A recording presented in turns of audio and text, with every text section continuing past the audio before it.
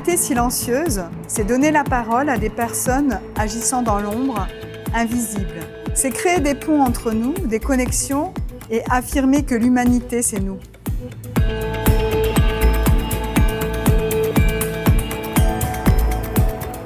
Quand on dit, vous parlez des ratios et moi je vous parle d'humanité, pendant que moi je parle d'humanité, qu'est-ce que ça vous inspire ? Bien, l'humanité, c'est l'aide, l'entraide, les personnes qui ont besoin d'aide, quoi. Voilà, quoi. Mais que je suis un brave, gentil, et puis humanitaire, comme vous dites, parce que voilà, je fais ce que je peux pour mes amis, mes collègues de la rue, tout ça, quoi. Et bien, suivant mes moyens, j'essaye de les aider. Que ce soit si j'ai un peu de finances, si j'ai les biens, ou puis voilà, quoi. Parce que je récolte le pain dans une boulangerie et tous les soirs, tout le pain que j'ai, je le partage, quoi. Je récupère des sacs de pain et puis je le donne à d'autres personnes, quoi, qui en ont besoin, quoi. Eh bien, le fait que je sois tourné vers les autres, c'est parce que j'ai, je ne vais pas dire un problème, mais un souci, c'est la solitude. Hein. J'ai horreur d'être tout seul. Bon, à l'heure actuelle, je suis un peu tout seul, j'avais des amis et tout. Et puis là, bon, je me retrouve un peu tout seul. Et le fait d'aider les autres personnes, ça me permet d'avoir le contact avec d'autres personnes, quoi. Parce qu'à force de la solitude, ça me fait du mal, quoi. Les personnes seules, ils n'ont pas d'avenir pour eux, quoi, parce qu'ils se retrouvent tout seuls, ils n'ont pas qu'en étant avec plusieurs personnes, on a toujours de la conversation, on a des contacts, on a des idées, on a plein de choses, quoi. Voilà, quoi. Le regard sur le monde que j'ai, c'est que voilà, les gens sont plus ou moins égoïstes, parce qu'il y a beaucoup, hein, il y a des gens égoïstes et tout. Mais le fait de ne pas pouvoir partager tout ça, mais ces gens-là, ils s'enterrent tout seuls, ils se renferment sur eux-mêmes, quoi. Voilà, quoi. J'ai aucun regard sur ma famille, et ma famille n'a aucun regard sur moi. Bon, il me reste ma mère et mes deux sœurs, mais ils savent très bien dans la situation où je me trouve et ils font rien pour m'aider, quoi. Moi, j'ai eu une enfance douloureuse. J'ai eu un bourreau. Moi, quand je dis un bourreau, c'est la personne qui m'a mis au monde. Elle n'aimait pas les garçons. Et malheureusement, le premier enfant qu'elle a eu, c'était un garçon. Et après, elle a eu mes deux sœurs. Mais moi, elle m'a fait la misère.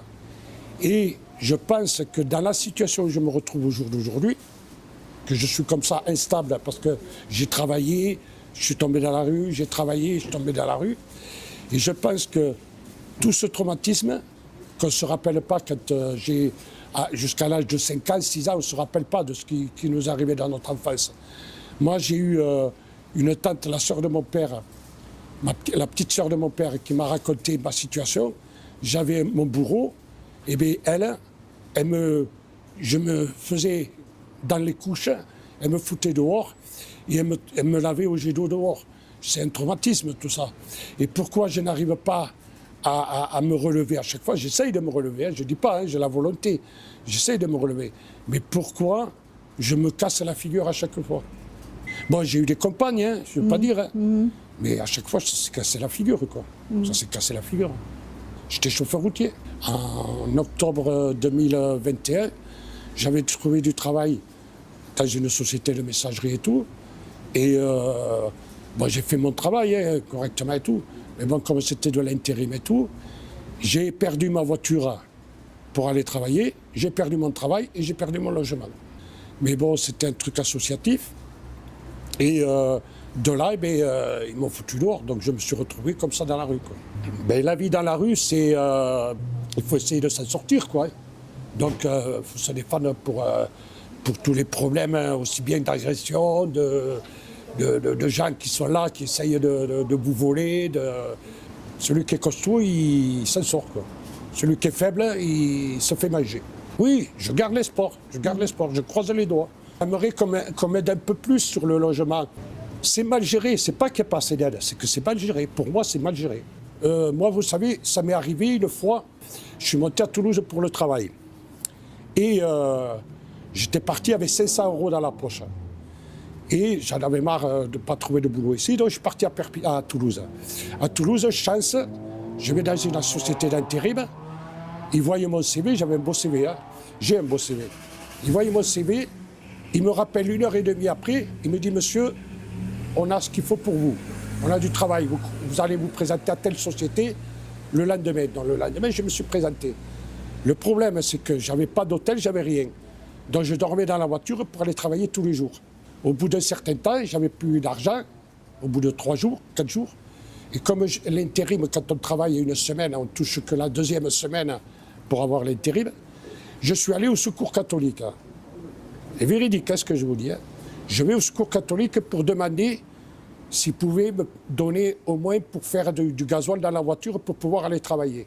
Je passe devant la direction, le directeur du Secours catholique à Toulouse, je ne dirais pas où, et le monsieur me dit non, on ne peut rien faire pour vous. Il me dit mais vous n'avez pas de la famille, vous êtes français. J'ai dit oui.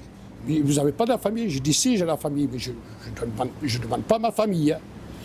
Et le fait est que quand je suis ressorti, il m'a refusé de me donner l'argent pour aller faire du gasoil. Et une dame qui travaillait dans le Secours catholique, elle a entendu, elle était là dans le bureau, elle a entendu. Elle est sortie avec moi et elle m'a dit, monsieur, elle me dit, venez avec moi, on va à la station Intermarché à côté. Et elle m'a fait le plein de gasoil pour pouvoir aller travailler, pour au moins tenir une semaine de plus pour pouvoir aller. Je vois même, je ne veux pas dire, mais à l'hôpital, l'endroit où j'ai vécu aussi, ici, il y a une zone rouge et une zone bleue. D'accord?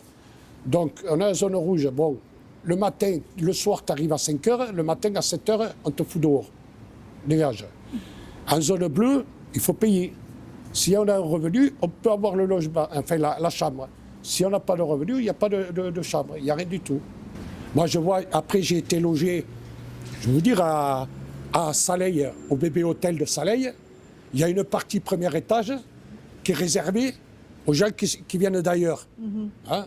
Et tout le reste, bon, c'est des locations de chambres et tout. Moi, j'ai logé là-bas. Mais il faut payer. Alors pourquoi nous, on doit donner, on doit payer, avoir un revenu? Parce que si tu as un revenu, on te loge. Si tu n'as pas de revenu, on ne te loge pas. On ne veut pas. Donc pourquoi ça? Et les autres, ils sont arrivés. Ils ont des revenus? Ils ont quelque chose? Non. Je suis d'accord, l'humanité, mais alors qu'on fasse déjà l'humanité pour nous, nous Français. Parce que moi, comme je dis, je suis un pur Français.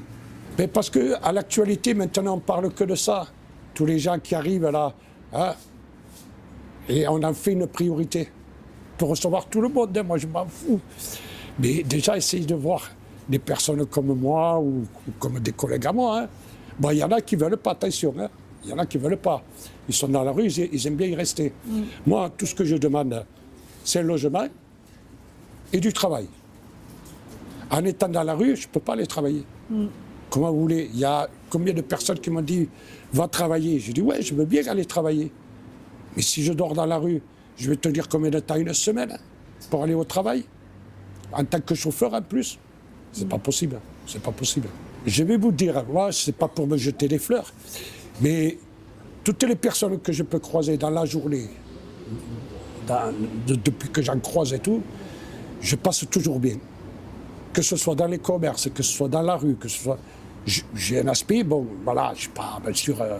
mais non, moi je ne me sens pas mal à l'aise. En 2007, parce que mon père était chauffeur routier, donc il s'est tué, c'est moi qui ai appris son décès.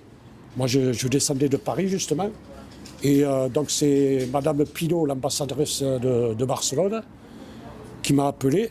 Et c'est moi qui ai appris le décès de mon père à 7 h du matin. Et c'est de là que j'ai arrêté le métier. Et c'est de là que je suis reparti en cacahuète, comme on dit. Voilà, quoi. J'étais pas bien, quoi. C'était votre pilier, votre père? Ah oui, mon père, ouais. C'est mon Dieu, mon père. Tous les jours, je lui dis bonjour. Hein. Et tous les soirs, je lui dis bonsoir. Hein. Ah, c'est mon père, c'était mon Dieu. Mon Dieu, c'est mon Dieu. Moi, j'ai eu mon bourreau. Et mon père, il s'arrangeait tout le temps, pendant les vacances scolaires et tout, quand j'étais petit, à me prendre un camion parce qu'il savait que j'étais maltraité. Et mon père avait peur du bourreau. Il avait peur d'elle. Hein. Il disait jamais rien. Et comme il savait que j'étais maltraité et tout, et bien, pendant les vacances scolaires, hop, il me prenait un camion et je partais en camion avec lui. C'est de là que j'ai aimé ce métier. Qu'est-ce qu'il m'a appris? Il m'a appris déjà positif. Hein. Bon, déjà le travail. Et l'amour aussi, il m'a dit toujours être droit, de pas faire de conneries, quoi, de jeunes, quoi. Et puis, le respect, comme il m'apprenait. Et donc s'il y avait des mots, si on allait chercher des mots que vous affectionnez particulièrement, ce serait quoi? Que j'affectionne. Ah, des mots. Moi, les mots, c'est la gentillesse, la tendresse, l'amour, la délicatesse, l'attention. Et il y en a d'autres encore. Et les mots que vous détestez? La haine, la colère. Un beau jour, quand le soleil brille. Un mauvais jour, quand il y a l'orage et la pluie. Ouais. Surtout en étant dans la rue. Comme je dis, il y a beaucoup de personnes, là, comme l'histoire du RSA, qui veulent faire travailler les personnes 15 heures. Alors ça aussi, ça me fait rire un peu. C'est que le Pôle emploi, déjà, il a du mal à placer les gens qui sont déjà inscrits au Pôle emploi. J'en fais partie. Hein. Ils veulent rajouter les gens au RSA. Hein. Et par-dessus le marché, il y a 2-3 jours de ça, on entend parler qu'ils veulent faire venir les étrangers pour travailler. Purée, mais faites quelque chose. Faites quelque chose. Faites travailler déjà les personnes qui sont là, qui attendent pour travailler. C'est vrai qu'il y a des personnes qui ne veulent pas non plus. Attention, il ne faut pas non plus les incriminer, quoi. Mais bon, voilà, quoi. Il faut être juste, quoi. Faut être juste. Quand je vois la jeunesse qu'on a, qui a 25 ans et plus, oh, ils ne veulent pas aller travailler. Bon, je dis pas, je ne suis pas contre le RSA. Mais bon, il faudrait quand même que fasse quelque chose. Moi, comme je dis, j'ai commencé à travailler à 16 ans. J'étais en apprentissage, j'ai commencé mon CAP de mécanicien dieseliste, et après j'ai fait chauffeur routier. Mais j'ai travaillé, j'ai fait quelque chose. Que là, on les laisse là, tranquilles, quoi. Ah ouais. Contamine le monde. Ouais. L'argent. Ouais. Et après... Bon, en même temps, il faut de l'argent, mais en même temps, l'argent contamine. C'est bizarre. ouais. C'est assez paradoxal quand même, cette histoire. Ouais.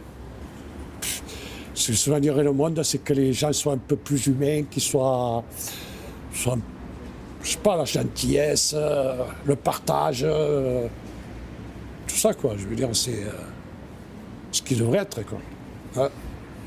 Oui, puis qu'on ait des personnes comme eux, comme Maëlle et Barbara, qui s'intéressent justement à ce problème-là. Et ça, c'est énorme, c'est énorme, c'est énorme. Parce que moi, je vais vous dire un truc, hein, entre nous soit dit, hein, il y a des personnes qui font les maraudes, mais ils font juste pour faire le café, quoi. Donner le café, puis après, ils s'en foutent. Qu'eux, quand même, ils sont là, ils viennent, ils discutent avec toi, ils te donnent... Bon, c'est pas question de donner des avis, mais ils s'intéressent à notre situation, à notre problème.